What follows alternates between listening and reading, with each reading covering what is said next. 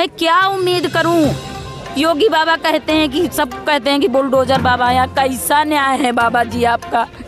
आम महिलाएं कहते हैं बेटी पढ़ाओ बेटी बचाओ, कैसे बचा रहे, सड़कों पे बेटी को पढ़ाओ उसके बाद सड़कों पे बैठाओ। अरे कुछ तो हम लोगों की लाज रखो। कहते हैं योगी बाबा बड़ा सम्मान करते हैं, अरे हम लोग मिलने जाते हैं तो इनके पुलिस वाले इतना हम लोग को मारते भी हैं, गाली देते हैं, मारते हैं, इतना अन्याय करते हैं। कहाँ तक सहे बताइए आप। हमको कुछ नहीं और नहीं, बस हमको नियुक्ति दे दें हम 6800 को बस। लेकिन अब इस आशा को हम खोते जा रहे हैं। आज तो हमारे परिवार से जेठानियाँ भी हमें ताने देती हैं कि जाती हैं रोज़ कलेक्टर बनने और वैसे ही चली आती हैं।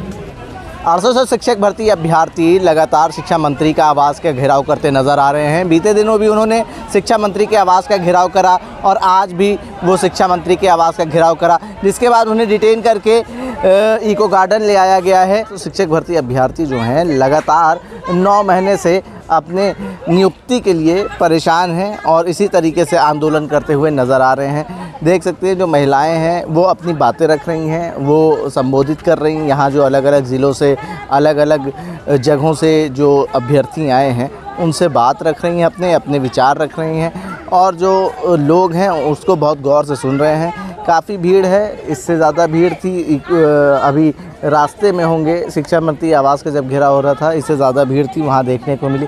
पुलिस बड़ी मशक्क़त से उनको उठा के यहाँ पे लाई है और अब देख सकते हैं लोग इकट्ठा हो रहे हैं, बसें आती जा रही हैं, वहाँ से डिटेन करके पुलिस इनको यहाँ लेके आई है। नारेबाजी भी हो रही है, देख सकते हैं आप, हौसला अफजाई भी कर रहे हैं एक दूसरे की। आइए बात करने की कोशिश करते हैं। अब देखना होगा इनकी आगे की क्या रणनीति है। यहाँ पे जो महिलाएं हैं आई हैं अलग अलग ज़िलों से, अपने घर अपने परिवार को छोड़ के, उनसे बात करेंगे। क्या नाम है आपका? मेरा नाम रीता शेखर है, मैं 6800 में चयनित हूँ और मैं यही कहना चाहती हूँ कि मतलब जो ये कल हमारा मुद्दा परसों लगा था वहाँ पे, तो सीएससी आए और उन्होंने कहा कि जो है जज साहब ने कहा कि इसको मतलब निकाल दीजिए, 6800 को निकाल के जनरल वालों को इनको अंदर कर लीजिए। तो उन्होंने कहा कि ये तो मैटर सर अगर हम इस तरह से करेंगे तो पॉलिटिकल मामला पड़ जाएगा। तो सर मैं ये कहना चाहती हूँ क्या ये ओबीसी जो हमारा ओबीसी समाज है, क्या ये पॉलिटिकल मामला नहीं है? हम लोग जो है हम क्या कचड़े के डिब्बे से हैं? मैं योगी जी से यही कहना चाहती हूँ कि योगी जी हम लोग से मुलाकात करें। हम लोग जब तक योगी जी से हमारी मुलाकात नहीं होगी, हम बहनों ने ठान लिया है हम यहीं रहेंगे, आत्मदाह तक करने को तैयार हैं, लेकिन हम यहाँ से नहीं जाएंगे तो नहीं जाएंगे सर। ये रणनीति आगे की है, आप लोग यहाँ से नहीं जाएंगे, इको गार्डन से यहाँ डटे रहेंगे। मामला कोर्ट में है तो किस हद तक सही मानती हैं? मामला कोर्ट में है तब भी आप लोग आंदोलन? कोर्ट में 5 तारीख को मेरी लिस्ट आई थी, ठीक है, 5 जनवरी को। तब से आप जोड़ लीजिए कितने दिन हैं, कितने दिन हो गए हैं, 9 महीने हो गए हैं। ये लोग जो है हमारी डेट पे डेट हर महीने 1 महीने की दूर की डेट लगा देते हैं। मैं क्या उम्मीद करूं? सीएससी जाता है, कोई सरकार का वकील जाता है तो भाग जाता है। मैं क्या उम्मीद करूं? योगी बाबा कहते हैं कि सब कहते हैं कि बुलडोजर बाबा, यहाँ कैसा न्याय है बाबा जी आपका। आम महिलाएं कहते हैं बेटी पढ़ाओ बेटी बचाओ, कैसे बचा रहे, सड़कों पे बेटी को पढ़ाओ उसके बाद सड़कों पे बैठाओ। अरे कुछ तो हम लोगों की लाज रखो। कहते हैं योगी बाबा बड़ा सम्मान करते हैं, अरे हम लोग मिलने जाते हैं तो इनके पुलिस वाले इतना हम लोग को मारते भी हैं, गाली देते हैं, मारते हैं, इतना अन्याय करते हैं। कहाँ तक सहे बताइए आप। हमको कुछ नहीं और नहीं, बस हमको नियुक्ति दे दें हम 6800 को बस। तो क्या अगला कदम रहेगा आप लोगों का? बिल्कुल हम लोग तब तक नहीं जाएंगे, हम योगी जी से मिलना है बस। मुख्यमंत्री से अगर नहीं मिलाते हैं हम लोग यहाँ से नहीं जाएंगे। कल भी आपको आश्वासन मिला था? बिल्कुल सर, आश्वासन मैं गई थी। आप अगर योगी जी से मुलाकात होती है, आश्वासन मिलेगा तो क्या मतलब आप चाहते? योगी जी पे पूरा भरोसा है सर, क्योंकि उन्हीं के आदेश पे ये लिस्ट आई, लेकिन ये अधिकारी नहीं करना चाहता और ना हमसे मिलने देना चाहते हैं। बाबा जी मतलब हम लोगों के ऊपर न्याय किए हैं, लेकिन ये अधिकारी उन तक बात नहीं पहुंचाते, वहां तक जाने नहीं देना चाहते हैं हम लोगों को। कभी हम लोगों के मुलाकात, एक बार मुलाकात हुई है, उन्होंने कहा कि इनकी नियुक्ति करो, जल्दी से जल्दी करो, लेकिन ये तुरंत हम लोग की लिस्ट आ जाती है, उसमें डिस्ट्रिक्ट का नाम नहीं अलर्ट होता है, तभी समझ में आ जाता है कि एक जुमला है। जुमला मत बनाइए, आप हम लोगों को नियुक्ति दीजिए, हम पिछड़े दलित हैं, वोटर बन के मत रखिए, नहीं तो जो है हम लोग यहीं रहेंगे, आत्मदाह कर लेंगे। हमें मुख्यमंत्री से मिलना है, क्योंकि उन पे हमको पूरा भरोसा है कि वो न्याय प्रिय नेता हैं, वो न्याय करेंगे जो है। बस भी ये जो शिक्षक भर्ती महिला अभ्यर्थी हैं, उनका आंसू आपने देखा, उनका दर्द आपने देखा। ये अपने परिवार को छोड़ के आई हैं, 9 महीने से लगातार अपनी आवाज़ सरकार तक पहुंचाने की कोशिश कर रही है। आरोप भी लगा रही हैं कि जो अधिकारी हैं वो हमारी आवाज़ उन तक नहीं पहुंचने देना चाह रहे हैं, लेकिन हम ये उम्मीद करते हैं और ये कोशिश करेंगे कि मुख्यमंत्री तक इनकी आवाज़ पहुंचे और हम इनकी आवाज़ बने। हमारे साथ विजय यादव भी मौजूद है। अगली तारीख आज फिर लगी है 13 अक्टूबर। क्या लग रहा है आपको कि ये तारीखें लगातार 9 महीने से लग रही हैं, क्या निर्णय निकलेगा? सब्र का बांध टूटता दिख रहा है इन अभ्यर्थियों का। देखिए, एक जो संघर्ष होता है उसकी एक सीमा होती है। उस एक दौर के बीतने के बाद हर आदमी अपने आप को ठगा सा महसूस करता है, फिर उसके समझ में नहीं आता कि उसको क्या करना है। हम लोग शांतिपूर्ण तरीके से पिछले 9 महीने से अपने हक अधिकार की बात यहाँ पे शांतिपूर्ण तरीके से रख रहे हैं, और हमारा सिर्फ गुनाह इतना सा है कि हम उस समाज से हैं जिसके नेता जो हैं भी, अगर कहीं सक्षम है भी, दुर्भाग्य से इस समय जो बीजेपी के प्रदेश अध्यक्ष हैं वो भी पिछड़ा वर्ग समाज से हैं। भारतीय जनता पार्टी के राष्ट्रीय अध्यक्ष जो हैं जेपी नड्डा साहब, वो भी पिछड़ा वर्ग समाज से हैं। और तो और दुनिया के सबसे ताकतवर नेता, खुद को मानने वाले हमारे देश के प्रधानमंत्री, वो भी पिछड़ा वर्ग समाज से हैं। और इसी दौर में ये 6800 परिवार पिछड़ा वर्ग से और दलित समुदाय से आने वाले लोग अपने हक अधिकार की बात पिछले 9 महीने से यहाँ पर रो कर, हंस कर, भूखे पेट खाकर, एक एक रोटी खाकर यहाँ पे रह रहे हैं। और कितने लोगों के पास यहाँ पे पैसे नहीं, मैं आपको बताना चाहता हूँ, जिनको अगर मैं शाम को अगर इन जो कोर्ट का केस लड़ने के नाम पे लोग सहयोग करते हैं, अगर उसमें से मैं इनको वापस जाने का किराया ना दूं तो शायद ये घर भी नहीं पहुंच पाएंगे। इन हालातों से लड़ के यहाँ पे लोग संघर्ष कर रहे हैं। मुख्यमंत्री तक हमारी बात पहुँचने नहीं दी जा रही है, इसलिए नहीं पहुँचने दी जा रही है कि मुख्यमंत्री तक बात जाएगी तो अधिकारियों पर डंडा चलेगा।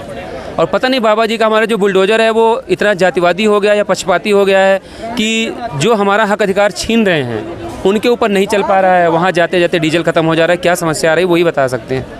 एक बड़ा सवाल ये उठ रहा है कि जब विधानसभा चुनाव करीब था तो 69 शिक्षक भर्ती में 6800 भर्तियां निकाल दी गई और उस पर भर्ती कर भी दी गई चुनाव को देखते हुए, और अब लोकसभा का चुनाव आ रहा है। क्या लग रहा है कि आप लोगों के हक में फैसला आएगा चुनाव को देखते हुए? देखिए, उस समय जब ये लिस्ट आई 6800 लोगों की विधानसभा चुनाव के पहले, तो ये मान के चलिए कि करीब हम लोगों ने उस समय भी 8 महीने लगातार आंदोलन किए हुए थे।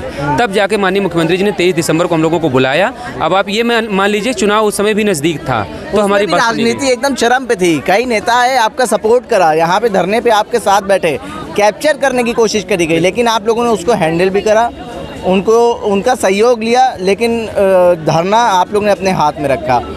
उस तरीके की क्या चाहते हैं, इन्वॉल्वमेंट चाहते हैं राजनीति की कि नहीं चाहते हैं इस बार धरने में? देखिए, हम लोग चूँकि माननीय मुख्यमंत्री जी से जब हमारी मुलाकात हुई और जब ये लिस्ट आई, तो कहीं से भी मुख्यमंत्री जी से मिलने के बाद हम लोगों को ये उम्मीद नहीं थी कि अगले 9 महीने भी हमारे संघर्ष में जाया जाएंगे।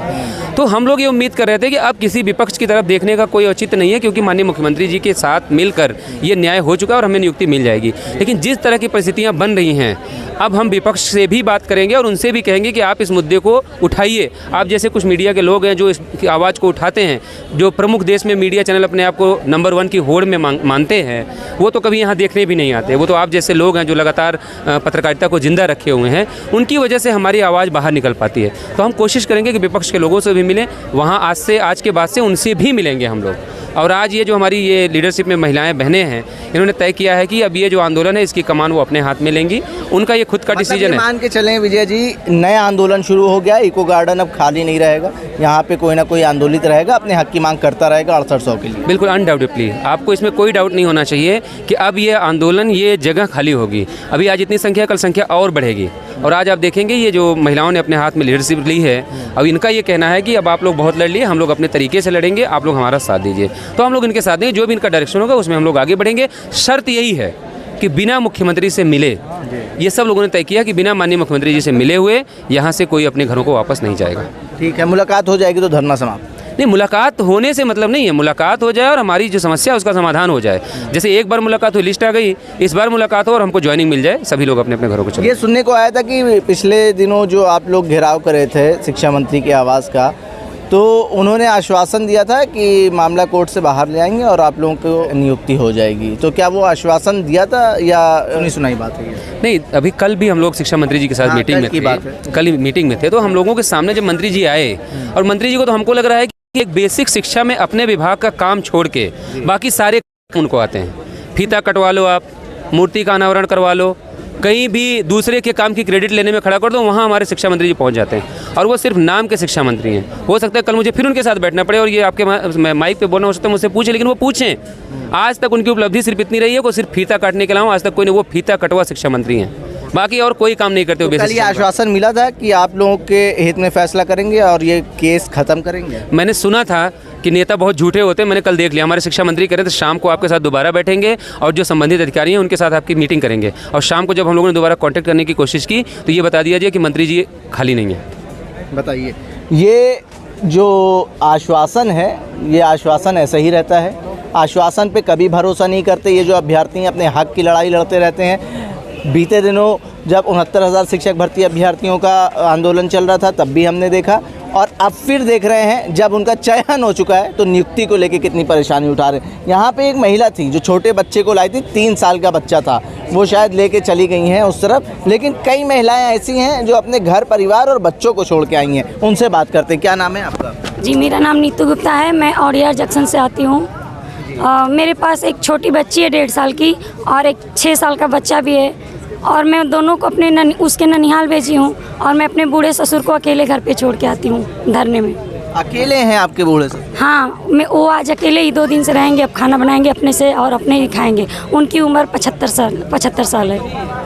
एक सवाल ये उठता है कि जब आपका चयन हुआ होगा, घर वालों के अंदर काफ़ी खुशी रही होगी कि हाँ आपका चयन हो गया है, और 9 महीने हो चुके नियुक्ति नहीं हुई, तो कैसा आपके अंदर मेंटली प्रेशर रहता है? जी सर, जब चयन लिस्ट आई थी हमारी तो हमें लगा था कि इस शासनकाल में हमें न्याय मिलेगा, लेकिन अब इस आशा को हम खोते जा रहे हैं। आज तो हमारे परिवार से जेठानियाँ भी हमें ताने देती हैं कि जाती हैं रोज़ कलेक्टर बनने और वैसे ही चली आती हैं। ये प्रताड़ना जो एक तरफ सरकार की है और दूसरी तरफ परिवार की है, वो झेलनी पड़ रही इन महिलाओं को। कहाँ से आई हैं मैम आप? सर, हम आजमगढ़ से आए हुए हैं। आजमगढ़ से आई हुई हैं, तो कौन कौन है परिवार में आपके? सर, हम है, मेरी माँ है, मेरे पापा भी नहीं हैं। अच्छा। सर, हम लोग बहुत स्ट्रगल कर रहे हैं, लेकिन हम लोग को न्याय नहीं मिल रहा है। मोदी जी ने तो, योगी जी ने तो न्याय दिया, अब हम लोग को नियुक्ति तक पहुंचा दे, हम लोग से बस यही उम्मीद है उनसे। इस माँ बेटी का इस दुनिया में कोई नहीं, लेकिन फिर भी हम लोग मेहनत कर रहे हैं, यहाँ तक पहुँचे हैं, और बस यही है कि हम लोग को न्याय मिले और नियुक्ति पत्र मिले। तो आजमगढ़ से आई हैं, तो अब क्या कब जाएंगी वापस, क्योंकि आंदोलन का आह्वान कर दिया? नियुक्ति नहीं मिल जाएगी तब तक हम लोग नहीं जाएंगे यहाँ से। ठीक है, आप लोग अपना यहाँ पे जो मांग है वो जारी रखेंगे? जी। यहाँ पे एक शिक्षक भर्ती अभ्यर्थी और हैं जो मैं आपको दिखाना चाहूँगा, उनको भी दिखाता हूँ मैं। ये देख सकते हैं, वो विकलांग हैं और यहाँ पे आए हुए हैं, उनसे भी बात करेंगे। क्या नाम है आपका? मेरा नाम है संजीव कुमार, मैं बदायूं डिस्ट्रिक्ट से आया हूँ। बदायूं से आए हैं, और आप भी इसी 6800 शिक्षक भर्ती अभ्यर्थियों में शामिल हैं, चयनित हैं? हाँ, मैं 99 दिव्यांग शामिल है उसी में, और हमारे ओबीसी के, एससी के और विशेष आरक्षण रूप में आते हैं। सारी रूप से विकलांग जो कहते हैं, हम दिव्यांग नहीं कहते हैं। दिव्यांग सरकार ने किया है, मुझे उन्होंने शब्द दिया कि दिव्यांग है। दिव्यांग हम तो नहीं कहते हैं, हम तब कहते हैं अगर हम 9 महीने से आज विद्यालय में होती तब हम कह सकते हैं कि हम दिव्यांग हैं। हम तो विकलांग कहते हैं। हमारे बाबा ने, हमारी सरकार ने क्या दिया? दिव्यांग सब कितना अच्छा दिया है, जो हम आज सड़कों पे घूम रहे हैं। अगर हम दिव्यांग होते तो क्या होते? विद्यालय में होते, 9 महीने से हम पढ़ा रहे होते, बच्चों का भविष्य बना रहे होते। हम अपने यूको गार्डन पढ़े हैं, सड़कों पे घूम रहे हैं। बताइए कैसे हमारे योगी बाबा हैं जो कहते हैं कि हम हमेशा न्याय करते हैं, और मेरी बात पत्थर की लकीर होती है। हमें तो नहीं दिखाई दे रही लकीर हो रही है इनकी, इन्हें तो लकीरों से नीचे चले गए, फकीर बन गए बिल्कुल। इनकी बातों में हमें कोई विश्वास नहीं रहा। आज विश्वास होता तो वहाँ विद्यालय में होती।